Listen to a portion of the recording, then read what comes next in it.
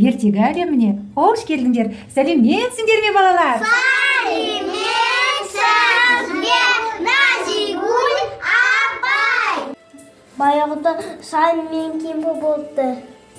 Олардың бақсасы болыпты. Расыл, Шалқан қандай болып өсті? Үлкен. Шалқанды суып алмасы болды. Қыса белі тартады.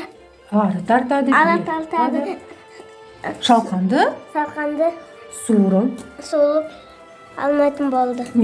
Ала алмайды, е? Алмайды. Қыса кемпірді сақылады. Бұл кемпір. Кемпірін көмекке шақырады екен. Қызым, көмектеміз. Бұл кім екен? Нұрай? Қыз. Немересі екен, е? Нұрай, бұл кім екен? Қыз немере. Немере. Ит. Мұнда кел. Бұл ит.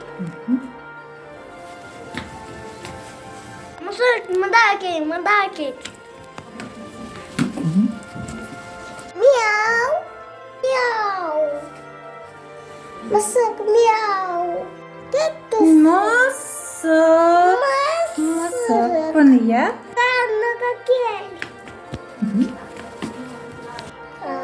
Тышқанмын дедің. Дұрыс, керемет. Атаға көмек. Жарайсыңдар балалар. Қазақ тілі әкемнің тілі, анамның тілі, оны білмеу маған күлкілі.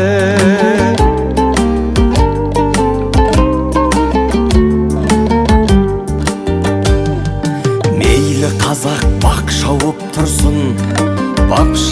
тұрсын, ханшайымдар хат салып тұрсын. Өз тіліңді құрметтемесең, сүйегіне бабаларымның бақ салып тұрсын. Қазақ болсаң тілің кеудеңде патшалық құрсын. Қазақ тілі бабамның тілі, баламның тілі, тілім барда адаммын тірі.